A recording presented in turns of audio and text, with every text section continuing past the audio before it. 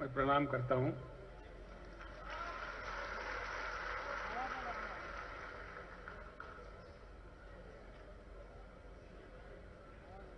BRS party के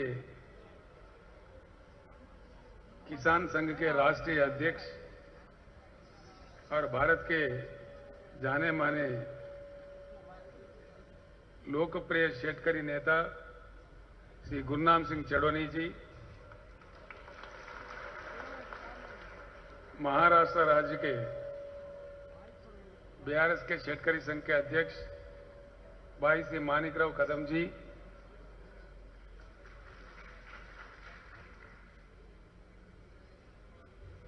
हमारे senior leader Shri Shankaranna Dondge जी और 6 डिवीजन के महाराष्ट्र राज्य के प्रभारी, हम सबके लिए आदर्श पुरुष,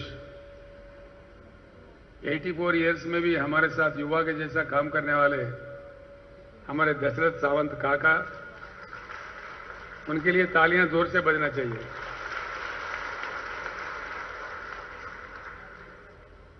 श्री सोमनाथ तोरत जी, औरंगाबाद डिवीजन, श्री बीजे देशमुख साहेब, पुणे डिवीजन, श्री विजय मोहिते साहेब, मुंबई डिवीजन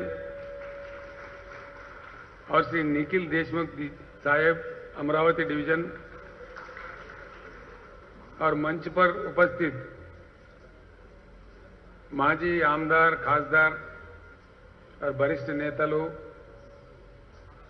और महाराष्ट्र राज्य के कोने कोने से पूरे मतदार संघों से आए हुए मेरे प्यारे भाइयों और बहनों, आप सभी को मैं प्रणाम करता हूं।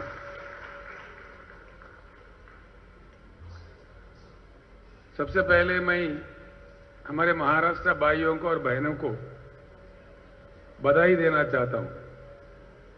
इसलिए जिस लक्ष्य को लेकर हम निकले हैं, जिस लक्ष्य को लेकर, महान लक्ष्य को लेकर हमने कार्यक्रम की शुरुआत की है, आज महाराष्ट्र राज्य को और आप सभी को राष्ट्रीय नेतृत्व करने का एक पहला अवसर आपको मिला है।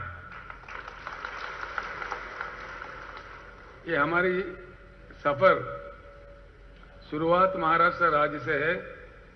ये सिर्फ महाराष्ट्र राज्य के लिए नहीं, ये पूरे भारत को बदलने वाली एक महान लक्ष्य है। बिन बदले भारत विकास नहीं कर सकता।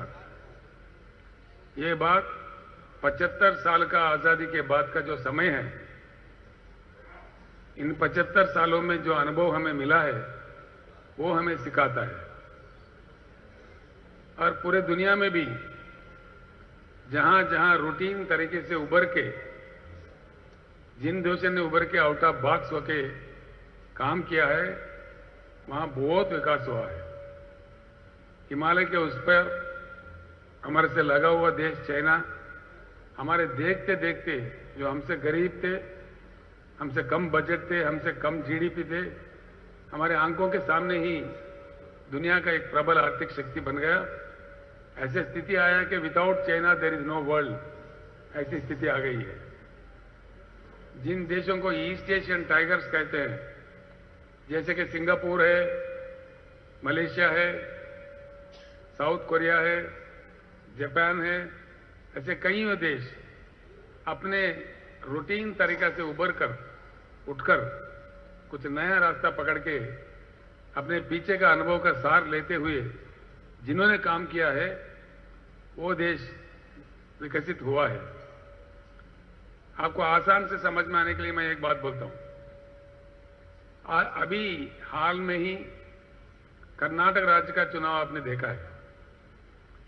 वहां भाजपा का सरकार हार गया और कांग्रेस का सरकार आ गया। कोई जीता है, कोई हारा है, लेकिन क्या बदलने वाला है? कुछ बदलेगा? कुछ बदलने वाला है? कुछ नहीं बदलने वाला। ये तो कथा 75 साल से चलते ही आ रहा है। कोई पार्टी जीतता है, कोई नेता जीतता है, कोई हारता है। लेकिन ये नहीं हो रहा है जो होना चाहिए। चुनाव में और चुनाव के बाद जनता का जीत होना चाहिए।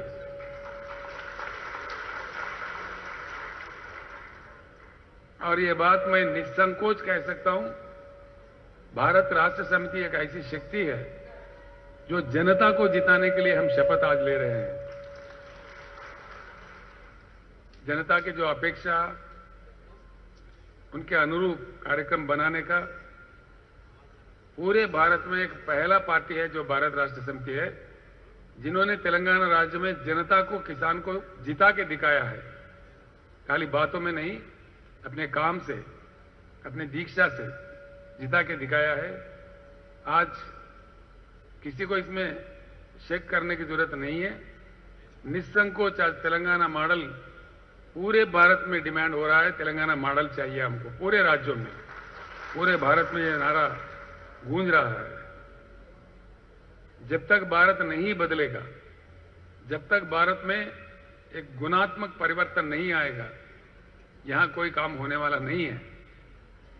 मैंने पीछे भी आप लोगों को बता चुका हूं, पानी जो चाहिए होता है सिंचन के लिए भी, पीने के लिए भी, जितना चाहिए भारत के लिए उससे डबल पानी की उपलब्धि है भारत में। मैंने आंकड़े पहले भी दे चुका हूं। पानी को रखते हुए भी आज हम पानी से वंचित हैं। और पानी इतनी अमूल्य चीज होती है जो कहीं किसी फैक्ट्री में नहीं बनता। आदमी पानी को नहीं बना सकता। तो इतने अमूल्य चीज को हम जिस तरीके से संभालना चाहिए उस प्रकार का नहीं कर रहे, लेकिन हजारों टीएमसी समंदर के लिए छोड़ दे रहे हैं। और एक तरफ हमारे किसान बहुत भारी नुकसान उठा रहे, कुछ तो अपने जान भी खो बैठे आत्महत्या करके। ऐसी स्थिति है। किसी भी शहर में पूछो महाराष्ट्र राज्य में, वो चाहे अकोला हो, अमरावती हो, वो भाइयों के लिए कुछ कुर्सी डालो ना भाई, खाली जगह है तो कुर्सी डाल दो, जल्दी कर दो हिमांशु। इधर भी कुछ लोग खड़े के हैं। कई राज्यों में, लास्ट टाइम मैं जब नांदेड़ आया था, तो हमारे अभय पाटिल के घर बैठा था मैंने। वहां पे किसी ने बोला साहब अकोला में, औरंगाबाद में 8 दिन में एक बार पानी मिलता है। वहीं अकोला वाले हमारे प्रकाश पोरे साहब थे, वो कह रहे थे अकोला में 7 दिन में एक बार आता है। सोलापुर में कह रहे थे कि 10 दिन में एक बार आता है। ये स्थिति क्यों है और ये स्थिति कब बदलेगा, कैसा बदलेगा, बदलने वाला कौन है? अब के जो नेता है, अब को जो पार्टी है, वो नहीं बदलेंगे, इसमें कोई शक नहीं। और एक भी पार्टी बदलने का इच्छा शक्ति रखता तो कब का बदला हुआ होता। ऐसा नहीं हो रहा है। इसीलिए ये एक राज्य की कहानी नहीं है, पूरी देश की कहानी है। कहने के लिए शर्म आता है, 75 साल के आजादी के बाद भी हमारे देश की राजधानी दिल्ली में भी लोगों को पर्याप्त पानी नहीं मिलता है, पर्याप्त बिजली भी नहीं मिलती है।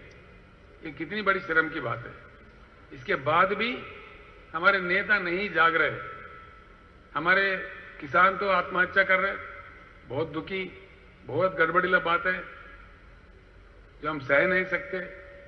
हमारे दलित वर्ग के लोग गरीब के गरीब पड़े हुए हैं, सदियों से गरीबी के शिकार है। हमारे आदिवासी वो अपने रोना रो रहे, हमारे पिछड़े वर्ग के भाई वो भी परेशान है। तो किसका उद्धार हुआ इस देश में?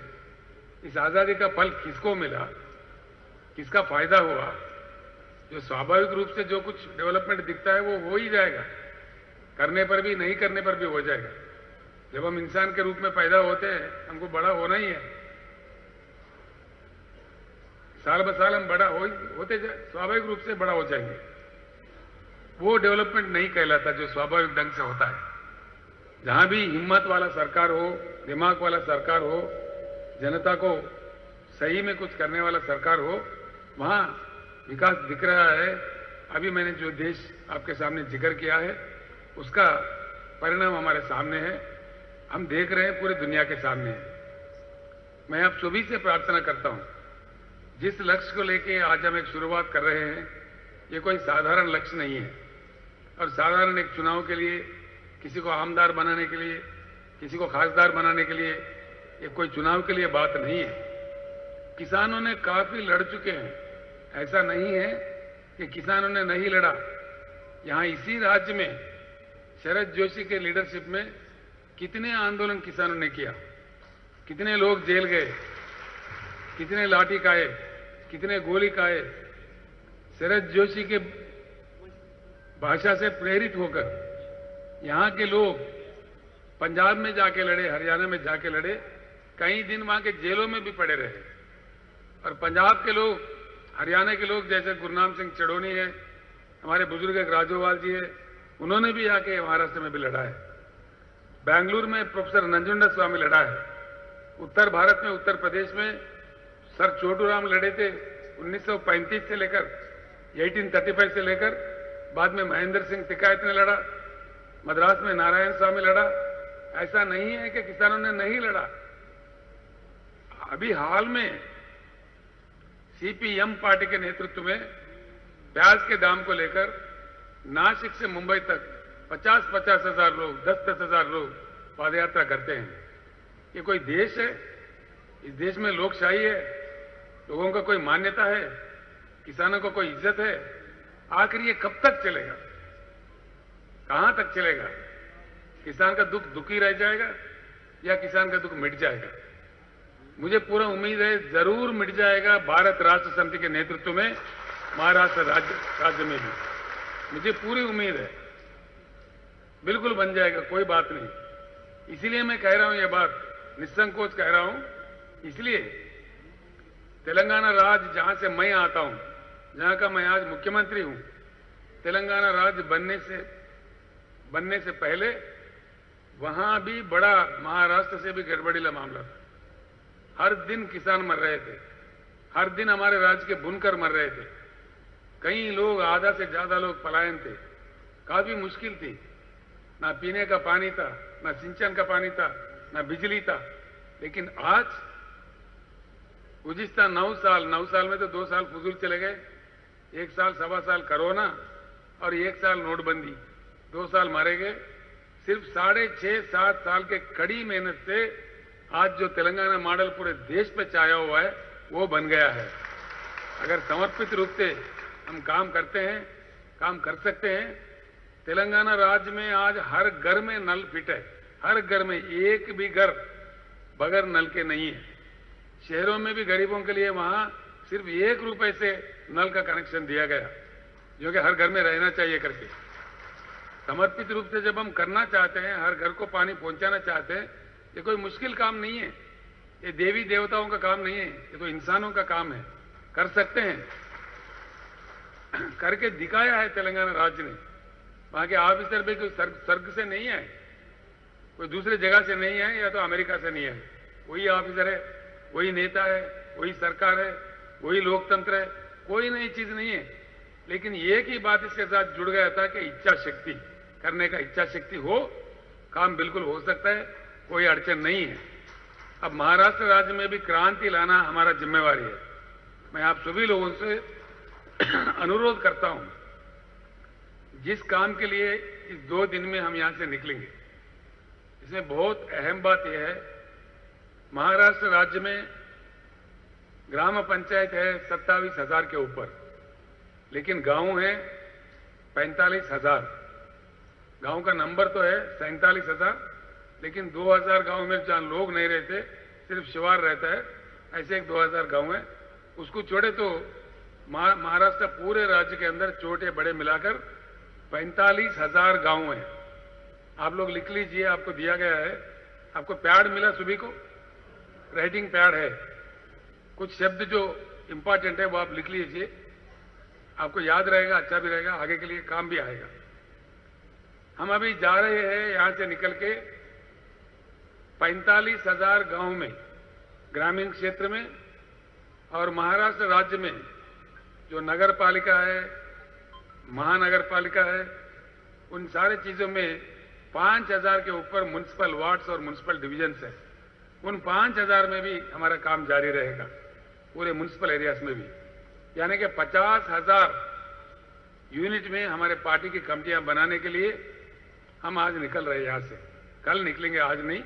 आज कल दोपहर तक यहाँ प्रशिक्षण पाके पूर्ण रूप से तैयार होके शपथ लेके फिर यहां से निकलेंगे। और इस कार्यक्रम ये बुनियाद होगा भारत को परिवर्तन करने का। मैं पहले अपने शब्दों में कह दिया, महाराष्ट्रवासी, महाराष्ट्र के जनता, महाराष्ट्र के किसान और महाराष्ट्र के जो बीआरएस के भाई हैं, आप इतने किस्मतवान हैं कि आज राष्ट्रीय नेतृत्व करने का मौका महाराष्ट्र को ही मिला है। भारत भी नेताओं से, पार्टी से थक चुका है। भारत को भी इंतजार है, पूरे भारत को भी। गुज़िश्ता लास्ट 2-3 महीने में मैं पूरा यहां हालात को परख रहा था, देख रहा था। महाराष्ट्र से हमने शुरुआत किया। उसका एक प्रबल कारण है, महाराष्ट्र से जुड़ा हुआ तेलंगाना का एक 1000 किलोमीटर का बॉर्डर है। 1000 किलोमीटर के बॉर्डर में इधर से उधर बेटी देना, उधर से इधर बेटी देना, ये रोटी बेटी का संबंध है तेलंगाना और महाराष्ट्र के बीच में। कई लाख रिश्ते हैं, उधर से इधर भी है, इधर से उधर भी है, लोगों का आना जाना भी है। तो यहाँ की बातें बहुत मालूम होते रहते हैं। और यहाँ मुझे दुख था, सबसे ज्यादा विदर्भ क्षेत्र में, यवतमाल जिले में ऑलमोस्ट हर दिन एक आत्महत्या हो रहा है, सबसे ज्यादा हो रहा है। पूरे राज्य का अगर आंकड़ा देखे, हर दिन 8-9 आत्महत्या किसानों का लगातार हो रहा है। इसीलिए मैंने समझा कि जो भी शुरुआत करना है, जो किसानों के लिए क्रांति लाना है, तो महाराष्ट्र राज्य से शुरू करते हैं। इसीलिए मैं कह रहा हूं फिर एक बार, महाराष्ट्र का जो क्रांति होगा ये यहीं नहीं रुकेगा। आज हम महाराष्ट्र में काम शुरू कर रहे हैं। मैं आपसे विनती करूंगा, कल ऐसा दिन आएगा मैं आपसे रिक्वेस्ट करूंगा कि आपको मध्य प्रदेश में भी काम करना पड़े, गुजरात में भी काम करना पड़े, छत्तीसगढ़ में भी काम करना पड़े, क्योंकि आप एक बार हौसलेमंद हो जाओगे, पूरे बात को समझ जाओगे। आपसे प्रार्थना की जाएगी, भाइयों बहनों जाके थोड़ा 10 दिन के लिए, 8 दिन के लिए महाराष्ट्र, गुजरात वालों को भी सिखाओ, मध्य प्रदेश वालों को सिखाओ। ये भी काम आपको करने का है। इसलिए मैं फिर एक बार कहता हूं, महाराष्ट्र भारत परिवर्तन का जो क्रांति है, भारत को बदलने का जो क्रांति है, ये मौका राष्ट्रीय नेतृत्व करने का महाराष्ट्र राज्य को ही मिला है। फिर एक बार मैं आप सभी लोगों को दिल से, हृदय से मैं बधाई देता हूं।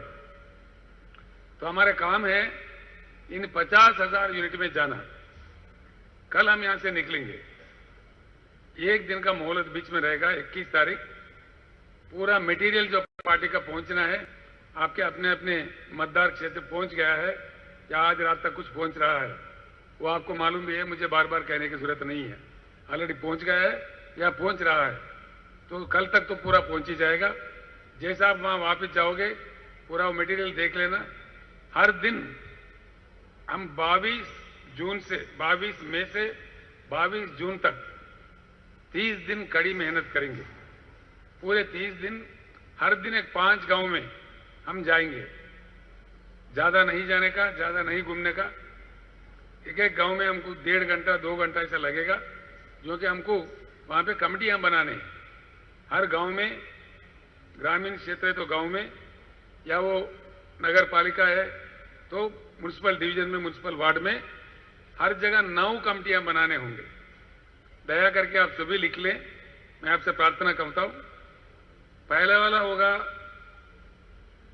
Party committee, BRS party committee, ये कमेटी बनाने होगी।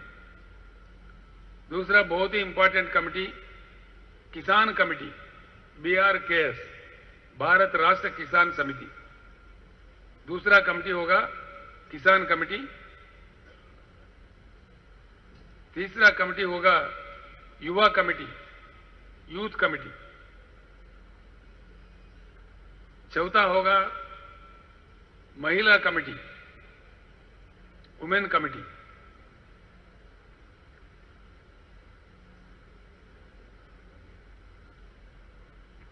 और 5वां होगा ओबीसी कमेटी।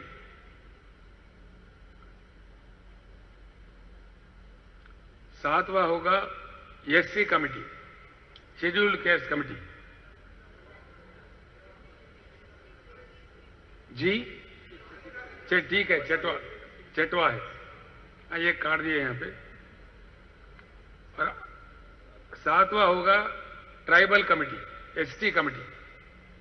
ट्राइबल ये हर जगह नहीं होंगे, लेकिन जहां है जरूर वो कमेटी बनना चाहिए। किसी जगह हमारे आदिवासी है, किसी जगह बंजारा है, जो भी है जहां बनना चाहिए। जहां नहीं छोड़ दीजिए, जहां है वहां बनाना चाहिए। इसके बाद में होगा हमारा माइनॉरिटी कमेटी। माइनॉरिटी में 2-3 किस्म के लोग आते हैं। ज्यादातर हमारे मुसलमान समाज होता है, क्रिश्चियन समाज भी होता है, जैन समाज भी होता है, सिख समाज भी होता है। ऐसे 4-5 इन सभी से मिला के माइनॉरिटीज का भी हमको कमेटी बनाना चाहिए। और आखिरी कमेटी होगा स्टूडेंट कमेटी, विद्यार्थी। ये 9 कमेटियां हमको बनाने पड़ेंगे। इसका मैं एक बात बताता हूं आपको। गांव अगर छोटा हो,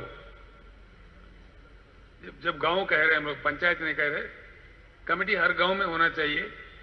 तो जब गांव का हम बना रहे, तो छोटा अगर गांव है, 300-400 का ही वहां का आबादी है, तो हर कमेटी में 6 लोगों को ले लीजिए। सबसे छोटा कमेटी होगा 6 आप लोगों के साथ। गांव 1000 के ऊपर की गांव है, वहां हर कमेटी में 11 लोग होना चाहिए। हर कमेटी में 11 महिला, 11 विद्यार्थी, 11 किसान, मेन पार्टी में 11, ऐसा होना चाहिए। हमारे शंकर अन्ना मुझे बार बार कहते रहता है, ये हम लोग अभी जा रहे हैं, लेकिन ये केसीआर पहले ही पहुंच गया हर गांव में महाराष्ट्र में। उनका ये मानना है। जो 2-3 सभाएं हमने इस बीच में किया था महाराष्ट्र में, उसके तहत अखबारों के माध्यम से, सोशल मीडिया के माध्यम से, टीवी के माध्यम से हर गांव में महाराष्ट्र में चर्चा है ना? सही है ये बात? तो आप जाने से पहले आपका पार्टी चले गए वहां पे, वहां चर्चा हो रहा है। कई किसान आपका स्वागत करेंगे। मुझे तो कई लोगों ने फोन किया है, ये हमारे बेटे और बेटियां हमारे काम के लिए आ रहे हैं। हम कोई जोरदार बिरयानी तो नहीं खिला सकते, लेकिन जो हमारे किसान घर का रोटी होगा वही जरूर खिलाएंगे बोल के भी आपका स्वागत करेंगे बोल के बोल रहे थे। मैं आपसे अनुरोध करता हूं, जब गांव में जाओगे किसान के पास खाओ, किसी जगह दलित बस्ती में खाओ। लोगों के साथ हमको ऐसा जुड़ना है। वो जो मिले वो जो रोटी दिए, 1-2 रोटी दाल खाओ, बस काम अपना करते रहना। बहुत सिंपल रहना चाहिए हमको, लोगों में मिला जुला रहना चाहिए। हमारा वो कल्चर होना चाहिए। एक ऐसे कल्चर हम स्टार्ट करते हैं। बाकी पार्टियां बहुत धनवान है, हम लोग ऐसा नहीं है। गरीब पार्टी है, गरीबों के लिए काम करते हैं। किसानों का पार्टी है, किसानों के लिए काम करते हैं। इसीलिए सभी को साथ लेके चलते हैं। कहीं अच्छे माइनॉरिटी नेता है, खाना खिला रहे तो खा लो। कोई दलित नेता है हमारे, उनके घर पे खा लो। दलित बस्ती में खाओ। हमको दलित बस्ती में खाना चाहिए, जरूर जा के खाना चाहिए। ऐसा करना चाहिए। मिला जुला शक्ति सभी जनता को जब जोड़ के चलते हैं, उसमें बहुत बड़ी ताकत और शक्ति आ जाती है। इसलिए किसी को अधूर नहीं रखना चाहिए। तो ये अगर गांव थोड़ा बड़ा हो, 2000-3000 पॉपुलेशन वाले गांव भी रहते हैं, वहां कंपटीशन ज्यादा होता है। लोग ज्यादा आने पर कंपटीशन भी हो जाता है। बीआरएस का भी बहुत अट्रैक्शन है, बहुत ज्यादा लोग आएंगे, हम बनेंगे बोल। तो इसमें क्या करना चाहिए, 15 लोगों का कमेटी बनाना चाहिए। कमेटी इतना ही रहना कोई जरूरी नहीं है। आमतौर पर 11 का बनेगा।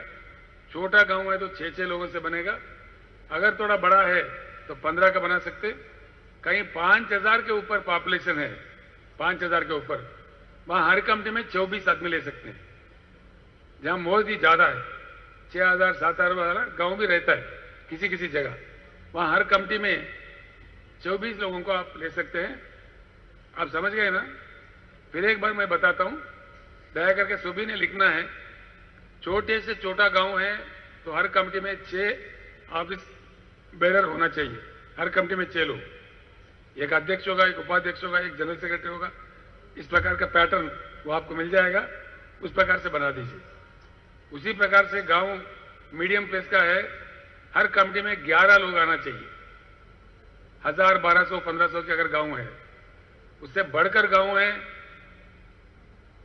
15 लोगों का भी आप बना सकते हैं। उससे भी बढ़कर है, ज्यादा लोग हैं, ज्यादा लोग उमड़ पड़े, ज्यादा लोग उत्सुक है आने के लिए, किसी को मना मत कीजिए। तब तो 24 लोगों का कमेटियां बनाइए। ये प्रक्रिया बहुत ही अहम प्रक्रिया है। चलते चलते हम 3 लोग 4 लोग जाएंगे तो उसमें से किसी को बुखार आ जाएगा, उनको रेस्ट देना चाहिए। हम मानव है तो हर चीज संभव है, लेकिन काम रुकना नहीं चाहिए। 2-3 लोग 4 लोग जब जा रहे हैं, किसी एक आदमी किसी कारण नहीं आ सकता है, तभी काम नहीं रुकना चाहिए। 1 दिन के लिए 2 दिन के लिए लगातार अपना काम चलना चाहिए, जो कि हमारा बहुत बड़ा लक्ष्य है। जैसे एक बार पूरे गांव के कमेटियां बनेंगे, उनका प्रशिक्षण होगा उनके मतदान केंद्र के सेंटर में, उनको ऐसे ही नहीं छोड़ेंगे। उनका भी प्रशिक्षण जहां का वहीं उसी मतदान क्षेत्र में, मतदान क्षेत्र के हेडक्वार्टर में हर आदमी का, हर ऑफिस बेरर का, जिनको आप बनाने जा रहे हैं उनको बुलाया जाएगा।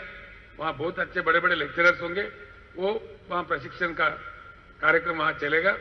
तब जाके हमारे पास बहुत ही शक्तिवान हमारा पार्टी खड़ा हो सकता है। शक्तिवान सैनिक हमारे तैयार होंगे, वो बुनियाद होंगे। आगे के पूरे जंग, पूरे लड़ाइयां वो लड़ेंगे और हमारा विजय प्राप्ति के लिए ये मेन बड़ा इंपॉर्टेंट बुनियादी काम है। तो इसलिए मैं आपसे, हर आदमी से, हर बहन से हाथ जोड़ के प्रार्थना करता हूं, इसमें कोई किसी निर्लक्ष्य नहीं चाहिए। जिनको नहीं करना है तो अभी छोड़ दीजिए, पहले दिन ही छोड़ दीजिए। जो जिम्मेदारी ले रहे हैं तो पूरे अंत तक निभाना चाहिए, वो हमारे में शक्ति होना चाहिए। एक बार जिम्मेदारी उठा लिया, पूरा उसका खत्म करने तक नहीं छोड़ना चाहिए, तभी हम विजय प्राप्त कर सकते हैं। इसलिए मैं आपसे प्रार्थना करता हूं, बहुत ही अहम इंपॉर्टेंट काम लेके आप जा रहे हैं। गुरुनाम सिंह जी मेरी तरफ देख रहे हैं, उनके राज्य में तो बड़ा क्रांति है किसानों में। दिल्ली में 13 महीने जो युद्ध लड़े उसमें सबसे आगे रहने वाला सिपाही हमारे गुरुनाम सिंह जी थे। हमारे जो किसान नेता है भारत में, बहुत ही मशहूर, बहुत ही लोकप्रिय किसान नेता है, उनके ऊपर 100 केस लगे हैं, तभी भी कभी पीठ नहीं दिखाए, लड़ते ही रहे। और आज भी पूरे देश में लड़ने के लिए फिर इतना बड़ी जिम्मेदारी उन्होंने उठा लिया है। तो हरियाणा में, पंजाब में, पश्चिम उत्तर प्रदेश में, राजस्थान में उन्होंने कभी तैयार किया। मेरे तरफ गुस्सा भी कर रहे थे वो, आप हमेशा बार बार महाराष्ट्र में जा रहे, हरियाणा में कब आना है, पंजाब में कब आना है, उत्तर भारत में कब आना है। कल से मुझे छुट्टी मिलेगा, इतने भाई इतने बहन आए हैं, तो मुझे बहुत शक्ति आई है, हिम्मत भी आई है। अब काम आप लोग संभालेंगे। मुझे इजाजत है ना दूसरे राज्यों में जाने का, कल के बाद से आप यहां लग जाइए, फिर मैं गुरुनाम सिंह झांसी के साथ जाके हरियाणा में, पंजाब में 1 हफ्ता 2 हफ्ता वहां भी काम करके आता हूं, ताकि पूरी भारत में हमारी संगठन फैल जाए, हम फैल जाए। हमारे महाराष्ट्र का, तेलंगाना का नहीं, पूरे भारत के किसानों का जब तक पूरे समस्या हल न हो जाए तब तक हम लड़ते रहेंगे, ये छोड़ने वाली बात नहीं है। कमिटीज को आप पूरा समझ में आए ना? किसी को कोई डाउट है? आपको बोर भी आ जाए, फिर एक बार बोलता हूं, 9 कमिटियां बनना चाहिए हर गांव में, हर म्युनिसिपल वार्ड में। अगर वो ग्रामीण है तो गांव में, शहर है तो म्युनिसिपल वार्ड में 9 कमिटियां जरूर हर जगह बनना चाहिए। छोटा अगर पॉपुलेशन कम है, आबादी कम है, तो 6 लोगों की कमिटियां, थोड़ा बड़ा है 11 लोगों को कमिटियां, 1000-1500 का अगर गांव है, उससे बढ़ के है 15 लोगों की कमिटियां, और उससे भी बढ़ के 2-3-4 हजार के ऊपर गांव है, 24 लोगों का कमिटियां। समझ में आ गए ना? इसमें कोई प्रॉब्लम नहीं है ना? तो नो कंफ्यूजन। बताइए।